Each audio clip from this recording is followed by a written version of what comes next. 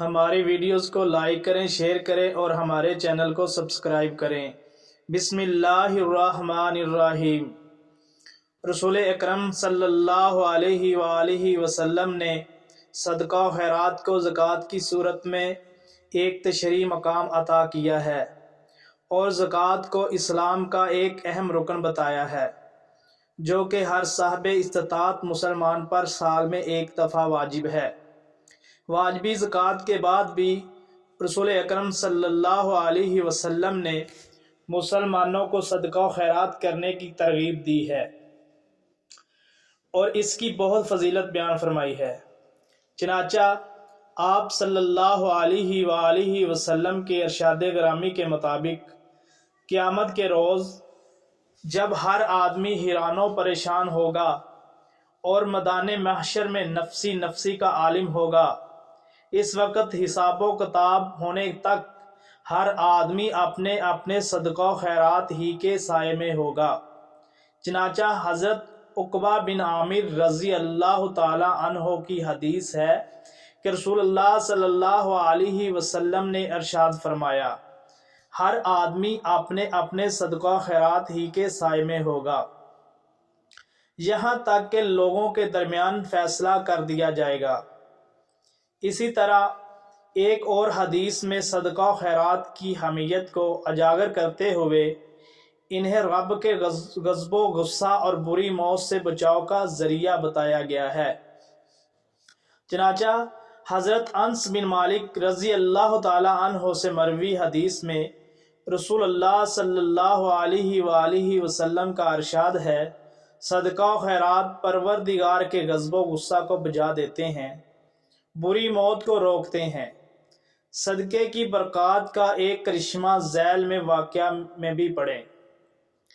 ایک روز مصر کے وزیر اعظم نے ابن فرات کو اپنے پاس بلوایا اور اس سے کہا، تیرا ناس ہو، تیرے بارے میں میری نیت کچھ صاف نہیں ہے، اس لیے ہمہ وقت میری یہی خواہش رہتی ہے کہ تجھے پکڑ کر قتل کر دوں اور تیری جائیداد پر قبضہ کر لوں، لیکن پھر میں خواب میں دیکھتا ہوں کہ تو ایک روٹی کے ذریعہ سے مجھ سے اپنا بچاؤ کر لیتا ہے۔ میں نے کئی راتیں یہی خواب دیکھا کہ میں تجھے مار ڈالنا چاہتا ہوں، لیکن تو ہر بار ایک روٹی کے ذریعے سے مجھ سے اپنا بچاؤ کر لیتا ہے۔ میں نے خواب میں ہی تجھے قتل کرنے کے لیے ایک لشکر روانہ کیا، جس نے تجھے قتل کرنا چاہا۔ تو اپنے ہاتھ میں ایک روٹی کے ذریعے سے ہر حملے کو روک لیتا اور کوئی بھی حملہ تیرے اوپر کامیاب نہیں ہوتا۔ ذرا مجھے بتاؤ کہ آخر اس روٹی کا کیا قصہ ہے؟ ابن فرات نے عرض کی، اے وزیر، جب میں بچہ تھا تو میری امی ہر رات میرے تکیے کے نیچے ایک روٹی رکھ دیا کرتی تھی۔ جب صبح ہوتی تو میری طرف سے اس روٹی کو صدقہ کر دیتی تھی۔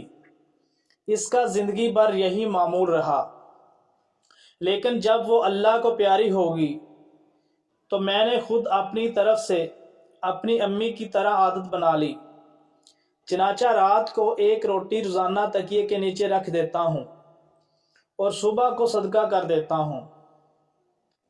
ابن فرات کی گفتگو سن کر وزیر کو بڑا تعجب ہوا اور اس نے کہا، اللہ کی قسم، آج کے بعد میری طرف سے تجھے ہرگز کوئی غضب نہ پہنچے گا۔